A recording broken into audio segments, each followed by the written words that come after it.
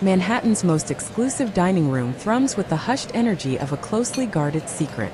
The crystal glasses twinkle in the light, sparkling like precious jewels hidden from view. The silverware shines, reflecting the low tones of the conversations held within the room. The plush carpet absorbs every footstep, a silent partner in crime, much like money often tries to erase any hint of guilt. I'm 8 hours into a double shift, my hair pulled back tightly in a neat bun, my apron perfectly starched and straight, and my smile plastered firmly in place. My name is Lena Harper. I pour coffee, meticulously fold napkins, and above all else I do not make mistakes. He's sitting alone in the corner booth, a solitary figure shrouded in his own importance. His phone is clutched in his hand, his face lit up by the screen's insistent glow, demanding attention from everyone in the entire room. "I'll have the financial advice," he says without even bothering to look up from his phone, "and make it sparkling."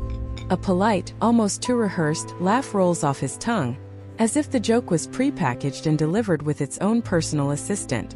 I glance down at the menu in my hand, not to actually read it, but to remind myself of my position in this world, a world that prefers me to be seen and not heard. "I don't believe that's on our menu, sir," I reply, keeping my voice even and calm. My rent is due tomorrow, and the thought sits heavily in my pocket like a cold, hard stone. He finally looks up, and the entire atmosphere of the room seems to shift. Elon Vale, the billionaire with an almost tangible intensity. Founder. Innovator. A man who seems to embody precision in every single aspect of his being. I've seen his picture plastered on magazine covers in the checkout line at the grocery store, where I often find myself counting pennies just to make ends meet. But I've never seen those piercing eyes from this close. "It was a joke," he says, his gaze unwavering, boring straight into me. "But since you brought it up, where would you invest $1 million right now?" This is the moment when most girls in my position would laugh nervously and quickly walk away. I don't. Exhaustion, it seems, is capable of making brave decisions for those who are desperate and hungry. 40% in emerging market funds focused on sustainable energy. I say softly, my voice barely above a whisper. 30% in mid-cap value stocks that have been unfairly punished by market fears. 20% in municipal bonds for tax efficiency. 10% liquid for opportunity, because luck favors those with cash on hand. The half-smile completely fades from his face. He places his phone face down on the table, cutting off its insistent call. For a single suspended breath, the room seems to forget its own wealth. "Explain the emerging market angle," he says, his voice now serious and focused. "I have other tables," I respond, reminding him of my duties. He gestures towards the empty chair opposite him. 5 minutes. I'll make it worth your while. There's an email in my bag that coldly states denied. There's a text message on my phone that bluntly screams due. There's a hollow silence in my chest where hope used to reside. Isit. Western green funds are oversaturated. I begin. There's too much money chasing too few viable projects. But outside that bubble, there are governments that are desperately seeking infrastructure development. Incentives drive returns. Policy acts as a tailwind. You get significant growth before the story even becomes widely known. He studies me intently, as if I'm a complex puzzle that he could easily solve if he just dedicated a bit of his laser focus to it. "Who are you?" he asks, his eyes searching, peeling back layers. "You're Waitress," I respond. "Would you prefer the ribeye or the halibut?" He orders the ribeye, rare with truffle oil on the side, and then he asks for my name. I tell him. He repeats it slowly, carefully, as if he's testing the sound and the feel of it in his mouth. "Lena Harper." I move through the dining room, functioning with the cold, calculated efficiency of an invisible engine. Plates in, plates out. Soft, hushed conversations mingling with the rustling sound of loud money. But I can feel his eyes on me, like the warmth of a lit window shining behind my back. Not with lust, but with cold, hard calculation. When he leaves, he tips far too generously. It's a number that feels both like a breath of fresh air and a blatant insult at the same time. "Consider it a consulting fee," he says, sliding a card across the crisp linen tablecloth. "And a request. Come to my office tomorrow. 3 o'clock. I can't, I respond. I have class Hey, do at I 2 do a and work at flustered guy? 5. His gaze sharpens, his eyes narrowing slightly. Class where? New York University, I say. MBA. Part-time. Then 3 o'clock works perfectly, he replies, his tone brooking no argument. He adds with the clear, precise edge of someone establishing a boundary, and Lena, I don't mix business with pleasure. He scribbles a number on the back of his card. Sharp, neat, precise strokes. I tuck the card away in my pocket. Poverty teaches you to collect opportunities, even if you're not sure you'll ever use them. Outside, the night is still and expensive. I walk 5 blocks. The street smells faintly of rain that never came. My phone buzzes. Rent. My phone buzzes again. Aid denied.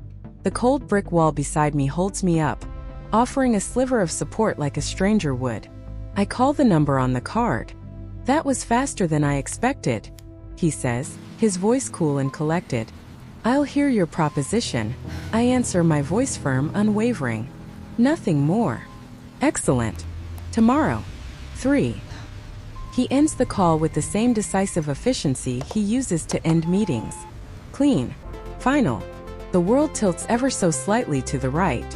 The next day, I take an elevator that soars past the clouds and opens into a cathedral made of glass. Vale Capital looks like a final judgment. The receptionist smiles with the practiced politeness of someone facing an oncoming storm. The chief of staff leads me down a long hallway where time is measured in results, not seconds. He opens a door that frames the city like a coveted trophy.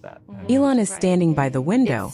His sleeves are rolled up, his watch is understated, and his eyes are like polished steel that has learned impeccable manners. I need what you have, he says, his voice direct, cutting straight to the chase. Pattern recognition without the noise.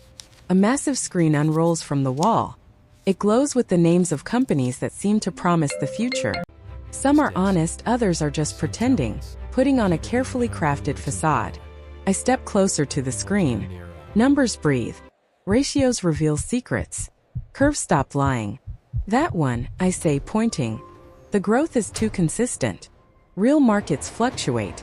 Their energy usage versus output doesn't add up. They'd need 40% more power to achieve those numbers. Either they've discovered magic, or they've discovered a skilled photo editor. He glances at the line I'm pointing to and offers a smile that doesn't quite reach his eyes. My entire team missed that. Respectfully, I say, your team is swimming in an environment that tells them they can't drown. Silence stretches between us, as clear and fragile as glass. He's the one who breaks it first. Work for me, he says. Consultant. Anonymous. Remote. 7 figures if you are what I think you are. The word 7 unlocks a hallway in my mind that I had closed off 3 years ago. It smells of both joy and fear all at once. I can't be public, I say, my voice firm. No name in your system. No photo. I need an exit clause that allows me to disappear without any penalty. He nods, as if he had anticipated my terms all along. Done. He extends his hand. I hesitate for a moment, watching it. We both know that deals made on this level come with a price. We both know that I will pay some of it in ways that no contract could ever account for. Why me? I ask. Because you saw what smart people missed, he says.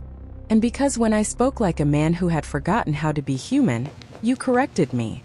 I take his hand. His grip is firm and steady. My pulse is not. In the lobby, the chief of staff watches me with polite suspicion. The elevator descends through the light. On the train, a woman is humming softly to a baby who sleeps peacefully, as if the world is inherently kind. My phone lights up with a text message from a number that I now know by heart. Welcome aboard, Ms. Harper. People often believe that the first step into a new life is marked by grand pronouncements and fireworks.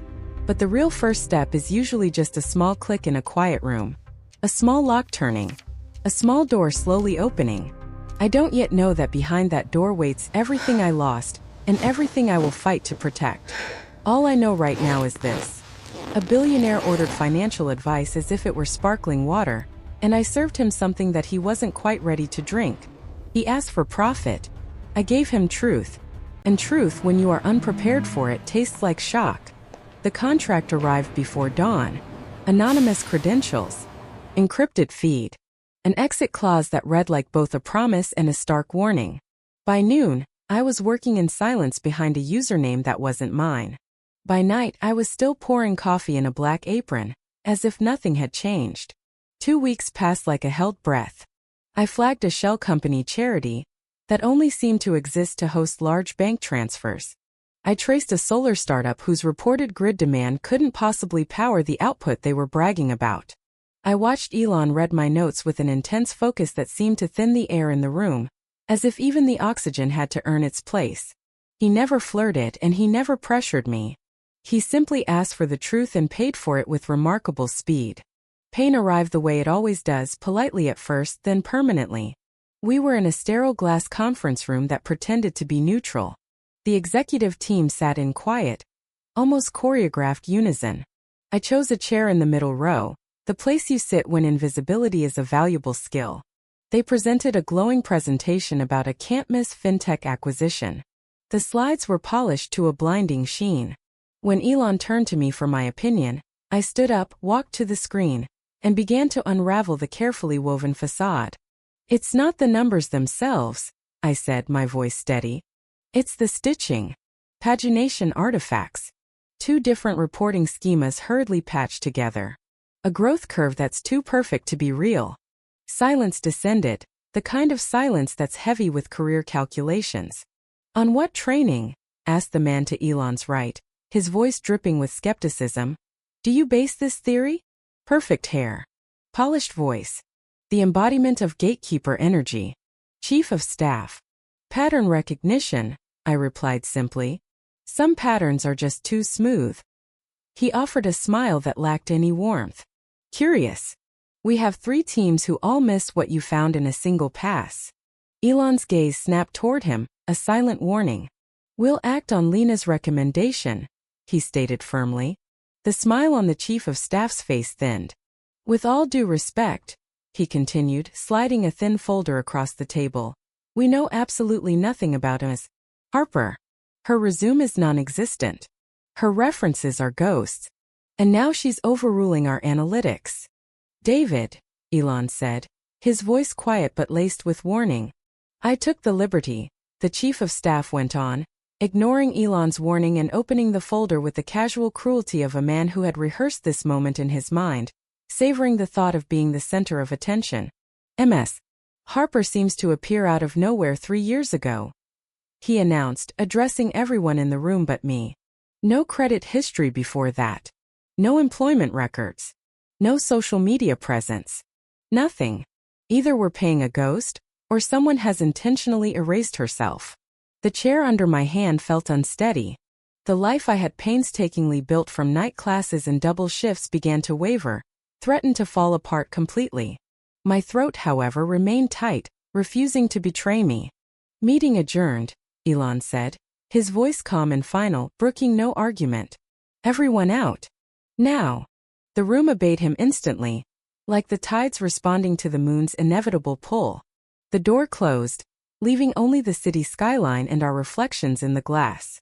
"Sit," he said softly. I remained standing. This was a mistake. "Is it true?"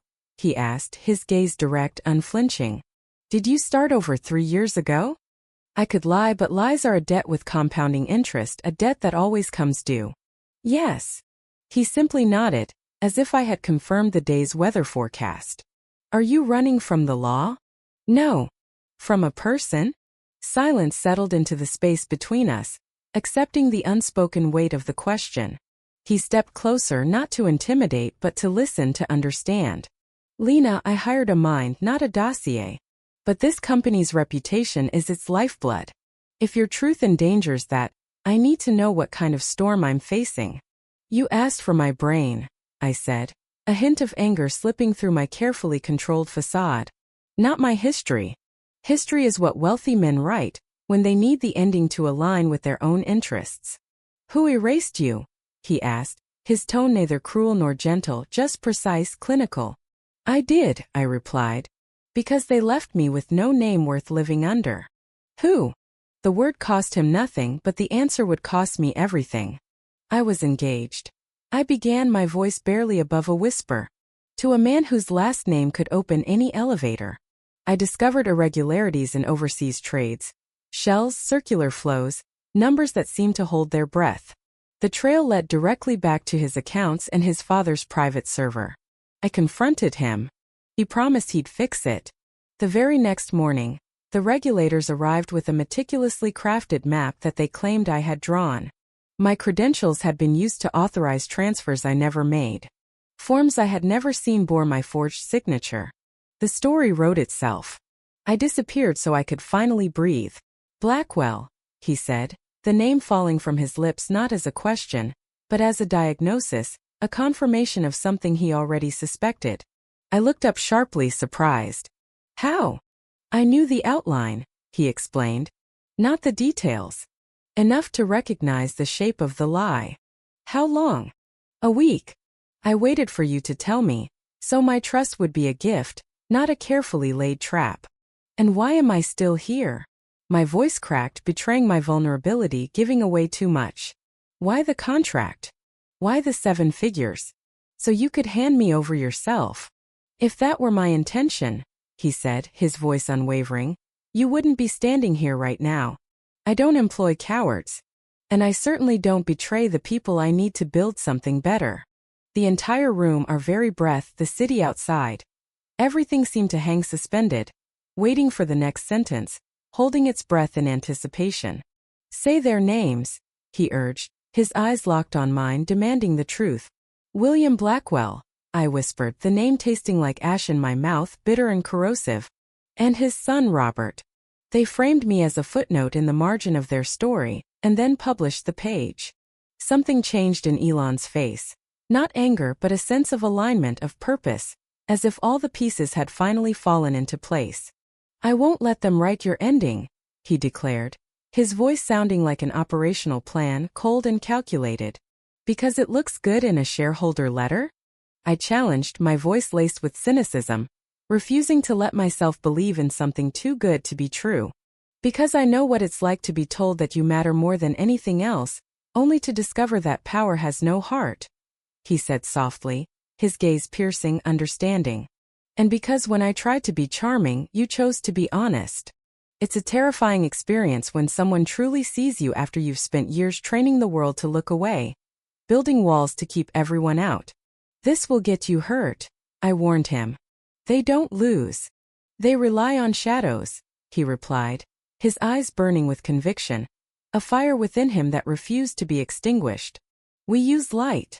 A knock sounded on the door, and then it opened without waiting for a response. David Mercer's reflection appeared first, entering the room smoothly, effortlessly. Elon, he said, his voice practiced and smooth, betraying nothing.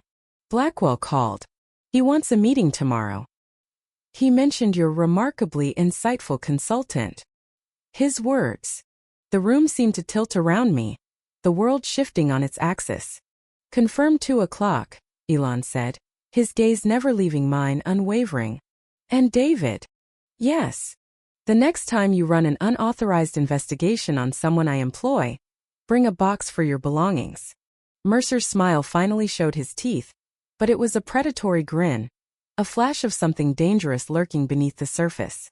Of course. The door closed, leaving the room to us once again, though the city outside seemed to have shifted its axis, forever changed.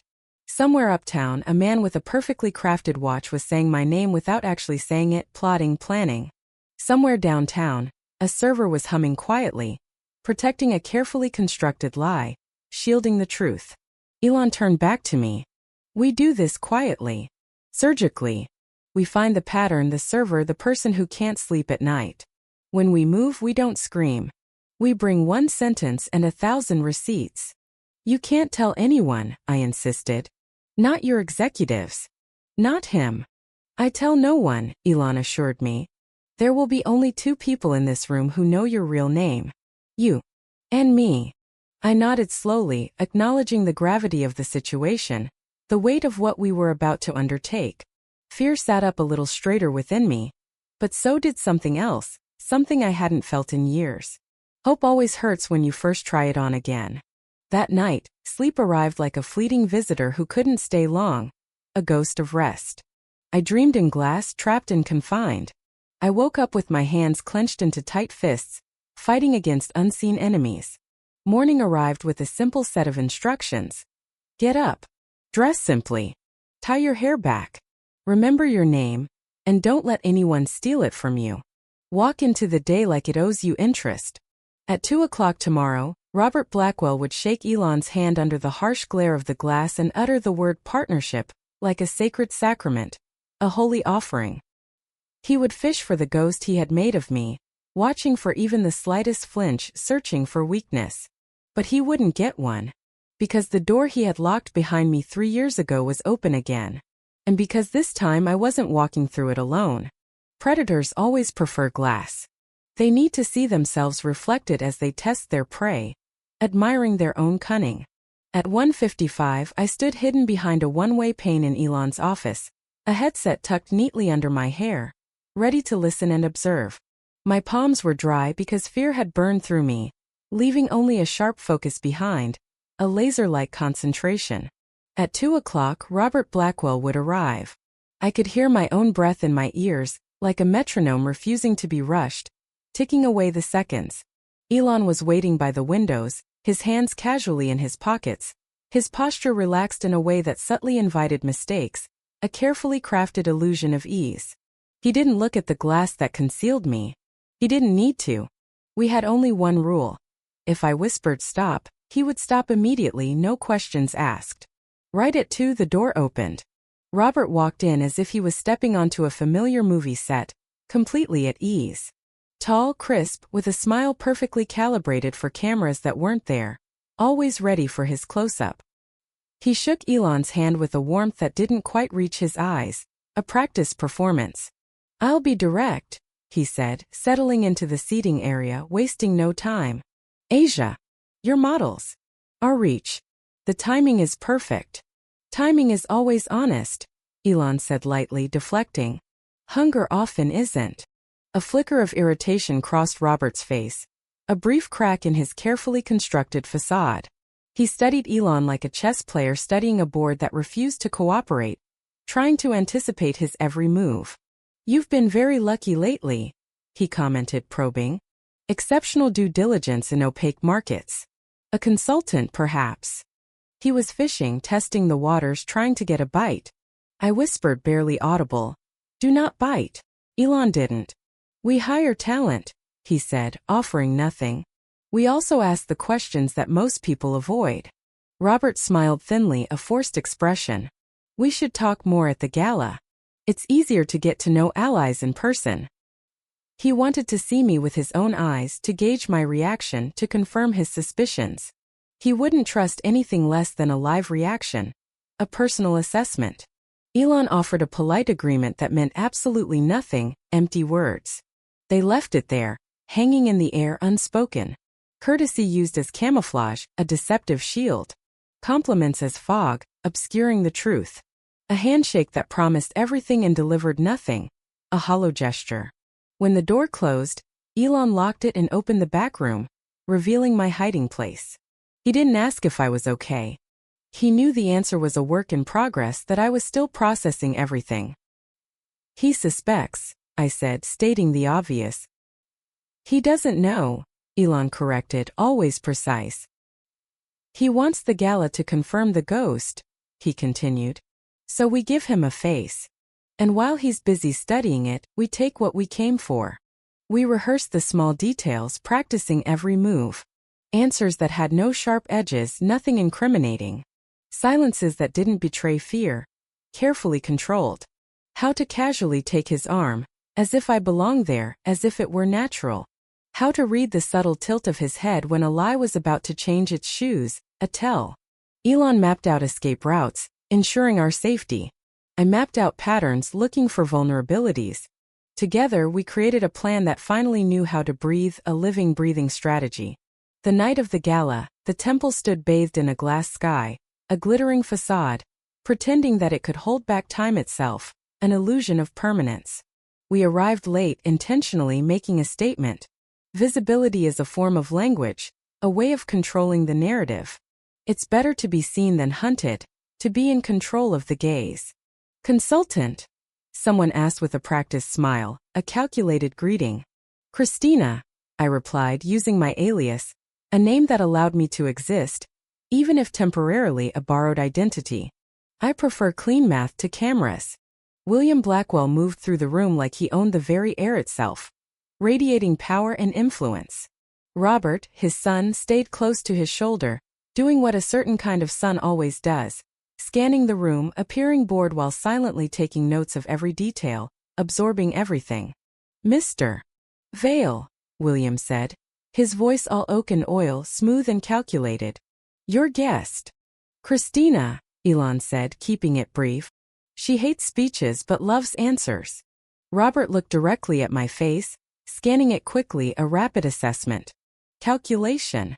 Then, you seem familiar. People tend to say that about faces that mind their own business, I replied, deflecting. No one is ever quite right.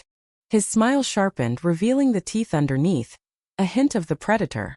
Some ghosts don't know they're ghosts. Some houses, I murmured, burn down when you're not careful with matches. His hand twitched almost imperceptibly, a giveaway. He moved on, choosing to focus on microphones over mirrors, on control over self-reflection. We didn't wait for the toasts, for the obligatory speeches. We slipped into the service corridor, which smelled of metal and hidden secrets, a world behind the facade. The elevator to the executive level required a pass we didn't have and a code we did, knowledge being our most powerful weapon. Money may open some doors, but information opens many more, providing access to what lies hidden. 20 minutes. Not 21. We had practiced it so many times that the number felt like a whispered prayer, a mantra. The private office wore mahogany-like armor, a shield of wealth and power. Portraits of stern-faced men watched us as we pretended to be pieces of furniture, blending into the background unnoticed. I went straight to the bookcase that wasn't actually a bookcase at all, a hidden door. Behind it, a small room hummed quietly, like a throat learning a hymn it didn't quite believe, a mechanical whisper. The server. The memory. The honest machine residing in a dishonest house, storing the secrets. I took the small device from my evening bag and plugged it in, initiating the transfer. It blinked once, twice.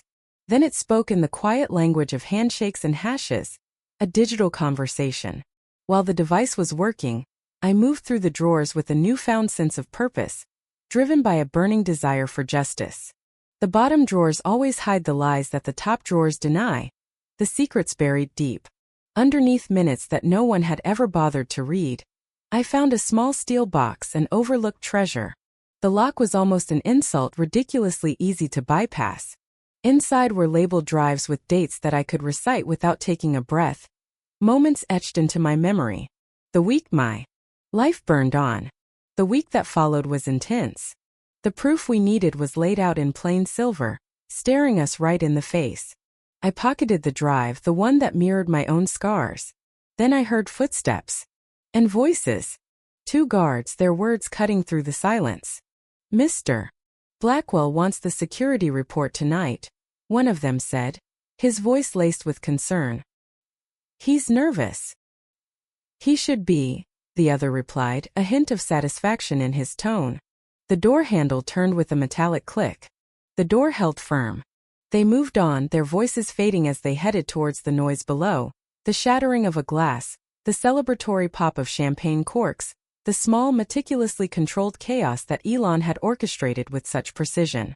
The device in my hand blinked green, signaling completion.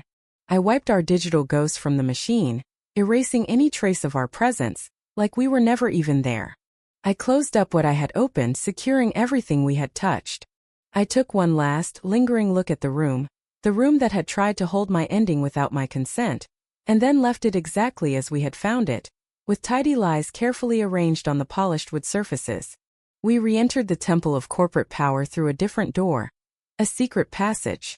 Another rule we lived by: never leave and return by the same path when a room is trying to memorize your every move, every footstep. Elon was standing near a server drenched in spilled champagne, offering apologies with genuine concern etched on his face. He didn't see me approach, but he sensed my presence and turned, his eyes meeting mine. "It worked," I whispered, the words barely audible. "Go." Robert found us near the exit, as if drawn by an invisible thread. Of course he did. Predators always follow the scent, even when it's their own. "Leaving so early?"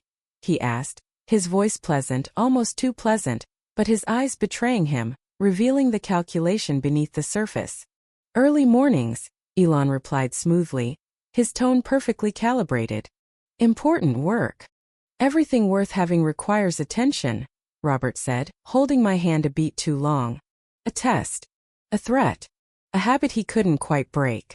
"Perhaps in another life," I said gently, meeting his gaze. "Perhaps." He let go as if he had touched a live wire. A current that he hadn't anticipated. A surprise that sent a jolt through him. Outside, the city air tasted like relief in a minor key. A subtle shift in the atmosphere. In the car we said very little. Hope doesn't need grand speeches to flourish.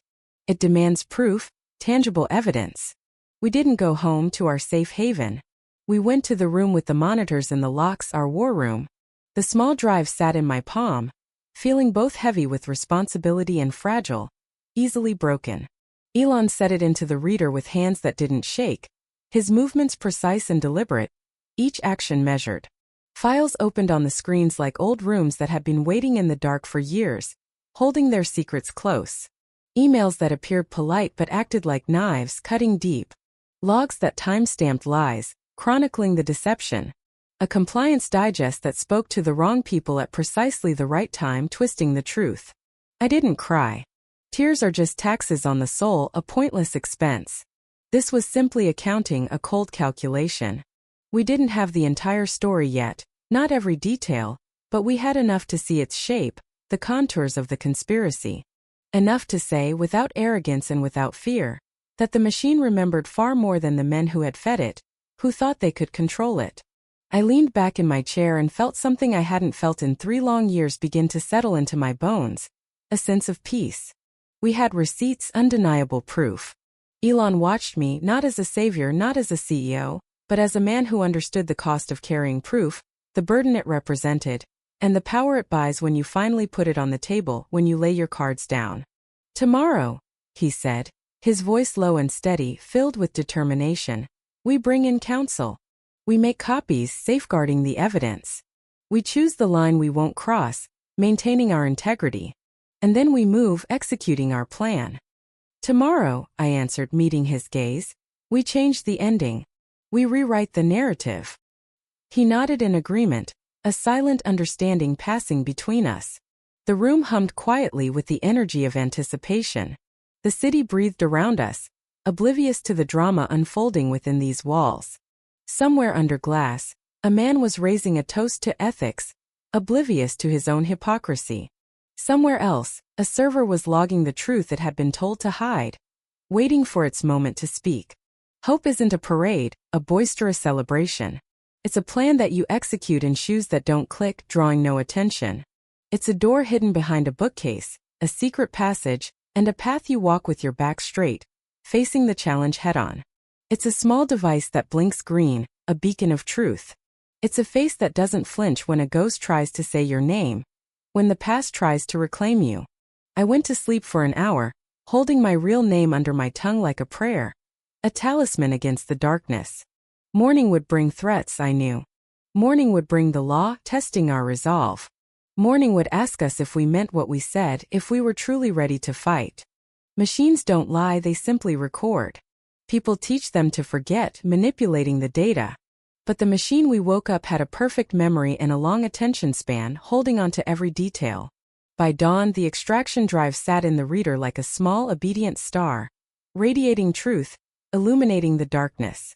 Screens lit up, displaying the evidence in all its stark reality. Folders opened, revealing hidden secrets, exposing the lies. Patterns emerged, clear and undeniable, solidifying our case. Not by accident but by habit, a pattern of behavior. The kind of habit that looks like procedure when you polish it just enough, disguising the malice within. Elon didn't speak in exclamation points, didn't succumb to emotional outbursts. Instead, he labeled, sorted, and traced, methodical and precise. Calm became a method, and method became a finely honed blade, ready to cut through the deception. At 8 o'clock, counsel arrived, Priya Das, a woman with streaks of silver in her hair, a testament to her experience, and a voice that knew exactly how to land on a line and make it hold its ground unwavering and firm. She didn't ask for the headline, the sensational soundbite. She asked for the timestamps, the irrefutable record. She asked who touched what, when, and using whose credentials, establishing the chain of events. We presented the first file, a call recorded 3 days after I had confronted Robert, the moment the conspiracy began to unravel. William Blackwell's voice, surgical and cold, filled the room, sending a chill down my spine. Robert's voice followed, careful, confident, already crafting the story he would feed to the street, manipulating the narrative. Transfer authorizations using her credentials, Robert had said, plotting the betrayal. If she fights. Freeze oxygen, he answered, his words chillingly calculated. Money. Rumor. Procedure. I braced myself for everything to fall apart, for the whole house of cards to collapse. But it didn't. Instead, everything clicked into place, each piece falling into alignment. Like when someone finally sets a bone just right, relieving the pain. Good, Priya said softly, her tone measured. Not like she was celebrating a victory. More like she was stating a professional assessment, a dispassionate evaluation. Chain of custody either lives or dies right here at this moment. We make 2 exact copies of this, ensuring its preservation. We lock up the originals tight, securing the evidence. We put the copies under privilege in 2 separate cloud storage locations and 1 physical offsite location, creating redundancy. No edits, maintaining integrity. No unnecessary snooping, respecting privacy. If something didn't actually happen, it doesn't belong in there, preserving accuracy. She went through the remaining drives like she was carrying a lantern, illuminating the darkness, emails disguised as memos, hiding their true intent, reports disguised as compliance documents, masking the wrongdoing. A spreadsheet with columns that made my teeth hurt, a deliberate manipulation. Adjustments, Elena narrative. There it was, my story, written by men who cared more about the outcome than the truth, shaping the narrative to their benefit. There was their list of friendly reporters, those they could rely on to spread their lies. Their timeline of events, carefully constructed to deceive. Their chosen vocabulary for destroying someone, while keeping their own hands clean, sanitizing their actions. Decide on the line you won't cross now, Priya said, her eyes locked on mine, her gaze intense. They're going to ask us to move faster, to rush the process. They're going to try to tempt us into planting a mirror image of what they planted, fighting fire with fire. We don't cross that line. Or we're admitting that we're the story they're selling, that we're no better than them. No, I said, shaking my head firmly. We don't become the trick. We refuse to stoop to their level. Good, she nodded in approval. Then we proceed like adults, maintaining composure and professionalism. SEC, State, Bureau, all at the same time coordinating our actions. We move fast enough to be the first ones there, seizing the initiative, but slow enough to make sure everything we do sticks, ensuring the legal foundation. At noon, the machine tried to scare me back into silence, to silence the truth. My phone vibrated with a photo of my mother's grave, a violation of her memory. Fresh flowers mockingly placed. A note typed by some coward, hiding behind anonymity. Some things should stay buried, a chilling threat. I felt the room start to tilt, the world swaying, then steady itself again as I regained my composure. Elon didn't just take the phone, dismissing the threat. He completely defused it, eliminating the danger. We're escalating your protection, ensuring your safety, he said, his voice firm.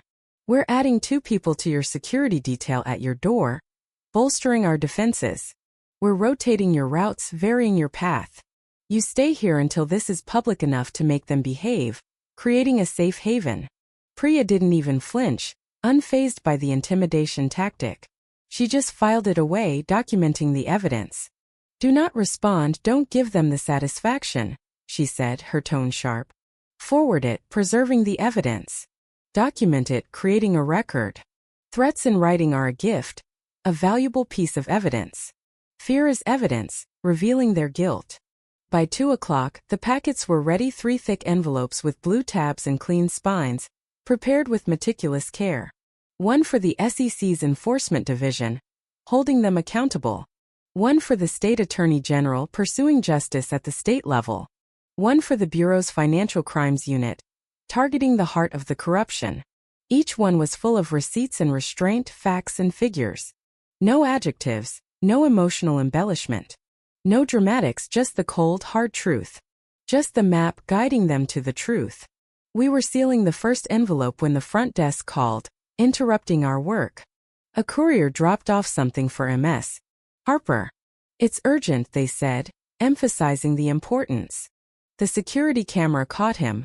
Gray suit, no tie, patient-looking face, attempting to appear innocuous. He left a plain white envelope with my name printed on it, too carefully to be comforting, sending a shiver down my spine. In the lab, wearing gloves and using scanners, Elon slid out a single sheet of paper, protecting the evidence. Turn around, it read, a stark command. And a grainy photo of me in that very room, taken from a long-range lens behind glass we'd mistaken for the sky, violating our privacy. They overplayed their hand, Priya said calmly, unfazed. Witness tampering wanted to be a poem today. A clumsy attempt at intimidation. We add it to the file, bolstering our case. We add their face, identifying the perpetrator. We add the license plate number, tracking their movements. We ask for a protective order, ensuring your safety. Elon looked me in the eye, his gaze unwavering. Not with bravado, not with empty confidence. With the kind of steady resolve people pay a fortune to learn and never quite manage, an inner strength. We don't negotiate with threats, he said, his voice firm. But I won't drag you farther than you choose to go, respecting your agency. I've carried worse burdens alone, I answered, meeting his gaze. I choose the truth and everything it invites, accepting the consequences. We sent the packets, unleashing the forces of justice. That afternoon the Bureau called, summoning us. Tonight, they said. Secure room, a place of intense scrutiny. Bring counsel, they demanded. Bring the evidence, they commanded. The state moved us past the initial intake to taking action, recognizing the urgency of the situation. The SEC confirmed that they'd received it with the silence people use when they're already swamped, recognizing the weight of the evidence. At 5 o'clock, the last door I ever thought would open actually did. A glimmer of hope in the darkness. James Chun, my former assistant, walked into the secure room looking like he'd finally aged into his face, worn down by the weight of his conscience. He put a small drive on the table like it was an offering, a sacrifice for the truth.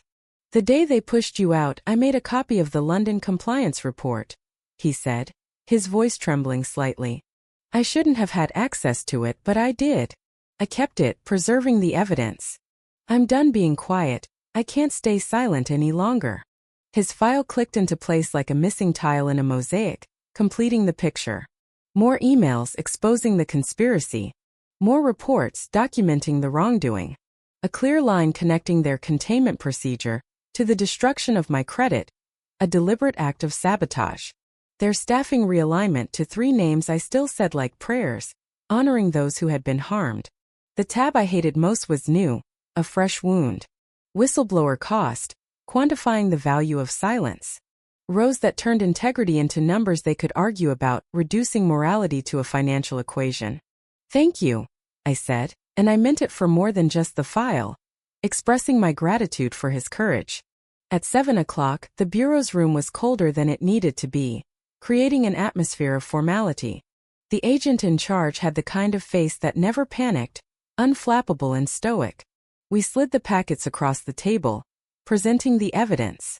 We walked them through the chain of custody, ensuring its integrity. We named the threats, identifying the sources of danger. We named the line we wouldn't cross, reaffirming our commitment to ethical behavior. He listened like he was auditing a ledger, meticulously reviewing every detail. You'll hear from us in the morning, he said, which in that building meant sooner, indicating the urgency of the investigation. Do not go home prioritizing your safety. Do not try to be clever. Avoid unnecessary risks.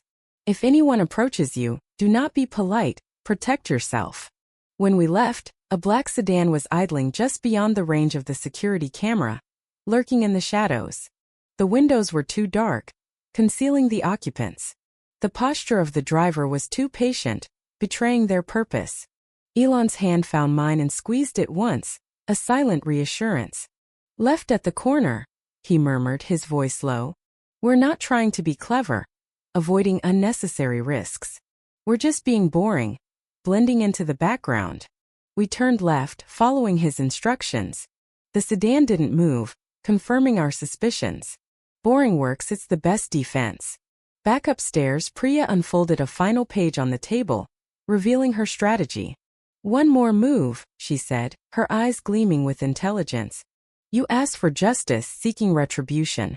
Justice loves math, the precision of truth. We give them both, combining both elements." She sketched out a plan in language that didn't need permission, bold and decisive. A clean data room offered under the banner of partnership, a trap disguised as collaboration. Exactly the files they wanted, sanitized, legal, correct, but laced with non-destructive watermarks that no honest person would ever trip, exposing their wrongdoing. "This isn't a trap," she said, clarifying her intent. "It's a mirror reflecting their actions. Anyone who tries to take what doesn't belong to them will leave their fingerprints all over it, revealing their guilt. We give the Bureau the login information, allowing them to monitor the activity. We tell them when a hand moves, alerting them to any unauthorized access." Elon nodded in approval, understanding the brilliance of her plan. "We leave them their appetite, enticing them with the bait. We take away their plate, preventing them from satisfying their greed." "And if they don't take the bait?" I asked, voicing my concern. "They always do," Priya said confidently. "It's a religion, an irresistible temptation." We scheduled the data room, setting the stage for the trap.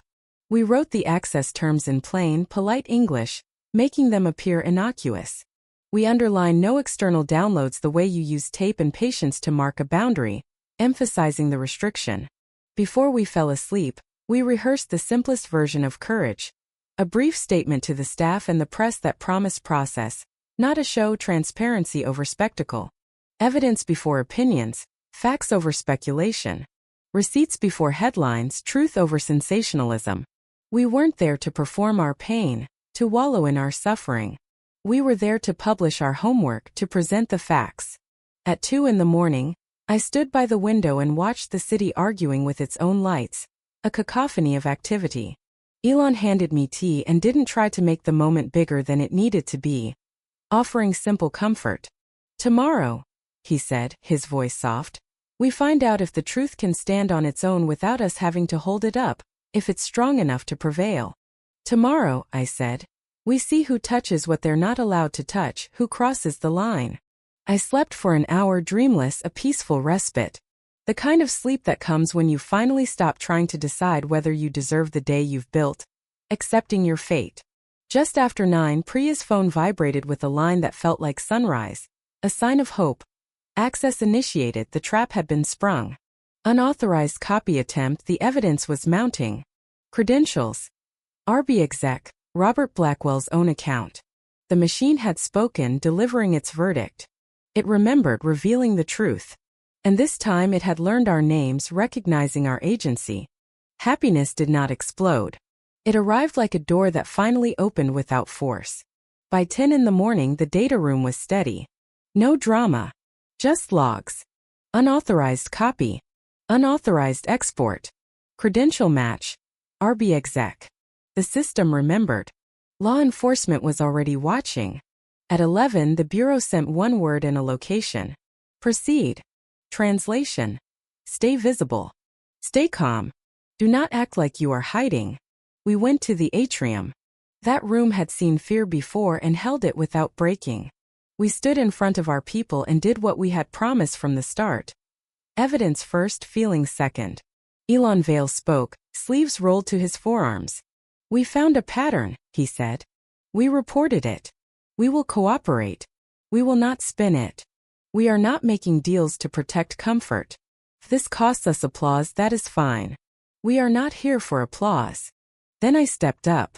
Because staying silent is not the same as staying safe. "My name is Lena Harper," I said. 3 years ago, I was erased so that someone else could stay clean. I will not disappear again. I am not here to burn the place down. I am here to open the windows. They did not clap. They did something harder. They breathed. By noon, the city did what the city always does. Tried to twist the story. A blog pulled an old photo of me and tried to reduce me to a rumor. A TV panel called me a companion, like a polite insult.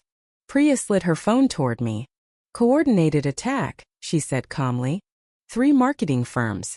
Paid bots. Same donor. All noise. And then she said the thing that became our rule. We stick to the plan. The plan was not flashy. We sent a staff letter that did not beg for loyalty. It gave logistics and respect. We opened a hotline in 3 languages. We told people they could ask for escorts to and from work, no explanation needed. We said, if this makes you feel unsafe, go home. Paid. No questions. Elijah added an extra guard at the corner and showed night staff the fastest exit route. He did not call it emergency prep. He called it routine. By afternoon, the air felt different. Federal agents served warrants in Blackwell Tower. Servers were locked down. People in suits with the word agent on their backs waited outside doors that used to open for anyone with a smile and a watch. One quiet team drove to LaGuardia to meet a flight that thought it would leave before the sun went down. We watched like you watch a storm radar. Not celebrating. Not trusting yet. But watching. At 4, Elon Vale met with the board. He walked back an hour later, jaw relaxed. We're aligned, he said. Truth is the strategy. At 5, a note slid under our door. No signature. You did the right thing. They'll get louder before they break. Stay boring. That night, we did not go on television. Instead, we called people. A teacher in Queens who wanted to show 15-year-olds that ethics was not a fairy tale. A night custodian who had saved backup invoices because something felt wrong. James Chen's mother, who set out a 3rd plate at dinner because her son was coming back into the light. Repair is slow. It is small. It is personal. In the days that followed, something like joy started to live in rooms that used to hold fear. We built a confidential clinic 2 floors down. No cameras. Real legal support. A safe inbox. So the next person would not need a billionaire in their corner to be believed. We launched the Harper Fellowship. Full funding for people who tell the truth even when truth is expensive. We open-sourced the audit playbook. People called that reckless. Felt like air. Inside our walls, changes stopped being pilots. Quiet rooms became policy. The sign on the door said, you talk when you are ready. We listen when you do. Grace bands at the turnstiles became permanent. 5 minutes on both sides of a shift. Because lateness should not be a weapon. Safe leave became real. 1 page. No begging. And we added a new metric. Kept promises. Not revenue. Not PR. Just this, out of the things we said we would do for our people this quarter, how many did we actually do on time in full without making anyone chase us? Finance rolled their eyes until the graphs came in. Retention went up. Burnout went down. Fewer crises. Fewer exits. Fewer 2 a.m. fires. Turns out respect is cheaper than turnover. We built something else I had spent years not knowing how to ask for. Listening day. A big table. A stack of pins. 1 question on the wall. What's the smartest thing you do that nobody sees? By noon the paper was full. A night porter mapped a route that cut 40 minutes of wasted motion. A line cook described a way to cool a pan that prevents burns. Security shared a 3-point walk that defuses tense lobbies without calling police. We paid every idea. We printed names. We posted them by the coffee machine. Visibility became a form of pay. Meanwhile, the fight kept going. They filed countersuits. Loud, theatrical. They offered a settlement so big it was supposed to end the story. I held the offer. This is not peace, I told Elon Vale. This is hush money. We wrote 2 words in ink. No sale. Then we published their offer before they could brag about buying our silence. When the indictments hit, the city went still for a beat. Screens crawled with charges. Doors opened for people who had never expected to face consequence. Some happiness happens in public like that. Most of it is quieter. The moment a housekeeper told her manager she was pregnant and did not lose her shift. The bartender who said, "I want you to come back tomorrow. I need you to leave tonight," and felt relief instead of fear. The junior analyst who realized she no longer had to choose between rent and honesty, because the fellowship had her name already printed on the seat. At home, happiness looked like furniture. A kettle that always worked. A plant we actually kept alive. A bench by the clinic garden with a metal plaque that said, "For those who listen before they judge." People started leaving little offerings under it. Bus passes. Pay stubs with corrected overtime. Crayon notes that said, "I'm okay now." We did not frame them. We let rain touch them.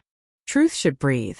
One night on the roof, with the fence humming in the wind like a tired violin, Elon Vale handed me a paper cup of coffee. "No speeches," he said. "Will you build an ordinary life with me? Work. Tables. A quiet that we don't have to apologize for." "Yes," I said. No ring. No cameras. We got married in a municipal room with bad light and a very confident clerk. Priya signed her name. Elijah stood by the door like always. We walked outside and the city did not stop for us. It just moved aside enough to let us pass. When sentencing came, we did not post a victory photo. We sent flowers to the paralegal who caught the first lie in the first ledger. We wrote a thank you note to a janitor who had kept one failing monitor plugged in long enough for Priya to screenshot a log that would later break someone's career. People ask me if I am happy. Here is the truth. Happiness is work. You learn it. You practice it. You write your own checklist and read it out loud on hard nights. Tell the truth in plain words. Show your work. Do not become what hurt you. Keep your promises. Count them. On my wall there are 2 lists. What we fixed. What we will fix. The second list is longer. It always should be. Sometimes late we still go up to the roof. We watch the river turn soft in the last light. Priya leans on the rail with a folder under her arm and pretends she is not already thinking about the next threat. Elijah texts us a photo of some kid riding a bike with no hands, laughing like gravity is optional. If someone sent you this because your night is heavy, hear me. Shock wants to make you disappear. Pain wants to make you cruel. Hope wants to make you stubborn. Justice wants to make you patient. Happiness wants to make you quiet. My name is Lena Harper. This is Elon Vale. We are not magic. We are proof. If 2 in the morning ever comes for you, we will stand in the hallway with you. The number is taped by the elevator, under the sun. Legacy didn't arrive on a stage. It arrived as a habit that refused to quit. By autumn, the city had stopped asking if our story would last and started adjusting its clocks to it. Kept promises moved from a brave experiment to a line on every dashboard. Not glossy. Not loud. Just numbers that tell the truth without applause. Quiet room breaks taken. No questions asked. 32,411. Overtime corrected and paid. 2,640,300. Schedules posted 14 days ahead. 18,507. Incidents that would have become headlines if we had pretended not to see 0. We published that card on the lobby wall beside the elevator where the sunlight hits. No adjectives. No victory lap. Just receipts the city can touch. Inside Northbridge, reform stopped being names and started being furniture. Family days became ordinary. If a hospital calls, you go. No forms that punish breathing. Listening days became a rhythm. 1 long table, 1 prompt. What is the smartest thing you do that nobody sees? The answers kept saving us minutes, money, and tempers. We paid for every idea and wrote names beside fixes like credits on a film we all made together. Our audits left the glass tower and learned to ride the subway. Supply chain checks ran on the workers' clock, in first languages, with monitors elected by crews and translators hired by the break room. We asked 3 questions at every site. What do we see? What will we change? Who is responsible by when? Then we published it plain. No spin. If a partner did not like sunlight, they did not like us. We set our messy, precious playbook free. The Open Door Atlas shipped as paper maps in 5 languages, dropped at diners, laundromats, union halls, and clinics, the rooms you find when your phone is dead and you need a person, not a portal. 1 page. 3 lists. Quiet rooms. Honest hotlines. Legal help that answers after dark. People started folding the atlas into pockets the way you tuck courage into a sleeve. The Harper Fellowship filled with first-gen analysts who distrust shortcuts and love clean math. They came in wary and left stubborn in the best way. Their code of ethics was one sentence. If it would sound cruel said out loud, it is not allowed written down.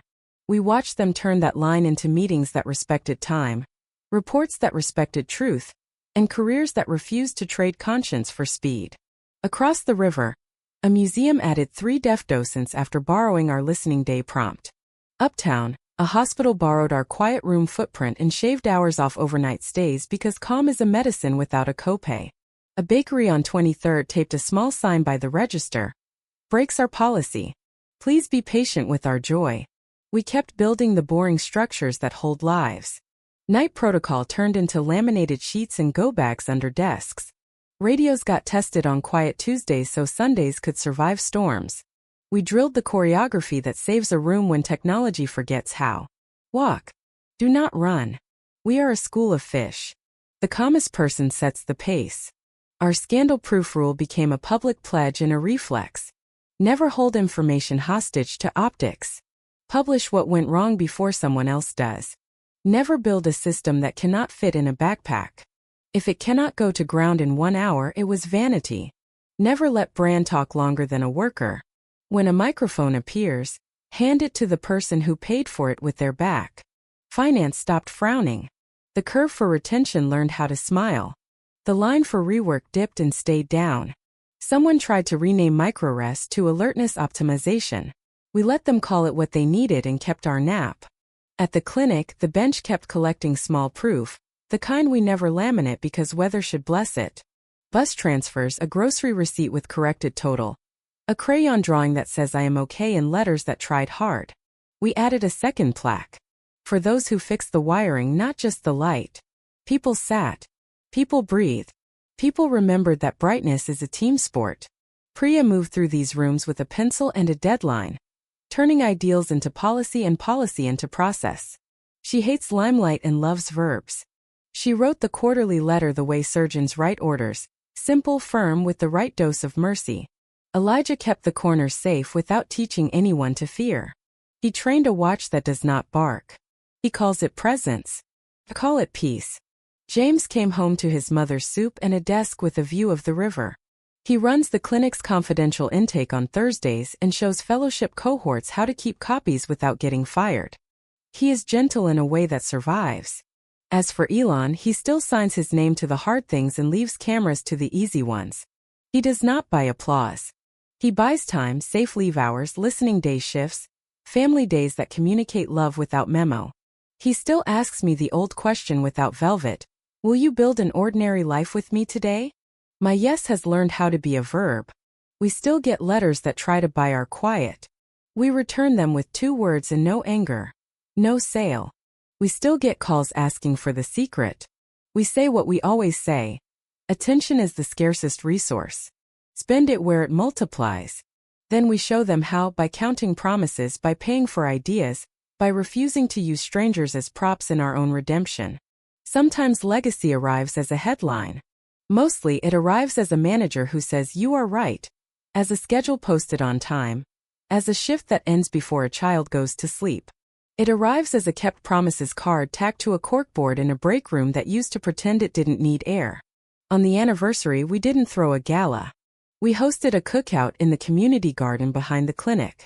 Rice, beans, grilled corn, cookies from someone's aunt who knows what sugar is for. The fellowship read lines they wrote about hands that hold the city together.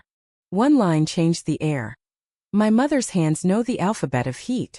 We clapped like our palms were trying to memorize it. They still ask me if I'm happy. I tell them happy is a skilled trade. You practice. You keep your tools sharp. You oil your hinges. You write 2 lists on the wall by your desk, what we fixed, what we will fix, and make sure the second one is longer. It means you're not done. It means you get to wake up tomorrow. Tonight the fence sings. The river pretends to be iron and becomes kind when dusk reminds it how. Priya texts a photo of a page with a line underlined 3 times. Publish receipts. Elijah sends a picture of a kid on a bike, no hands, laughing like gravity is a suggestion. Elon hands me a paper cup of coffee that tastes like the decision we keep making. If this reaches you on a night that took your name and shook it, hear me. Shock will try to make you small. Pain will try to make you cruel. Hope will make you stubborn. Justice will make you patient. Happiness will make you quiet. Open the door anyway. If truth knocks at 2 a.m., we will stand in the hallway with you until your hand stops shaking. The number is printed by the elevator, under sunlight that does not know how to lie. My name is Lena Harper. This is Elon Vale. We survived the fire. We built the wiring. We keep the light. And tomorrow we go back to work.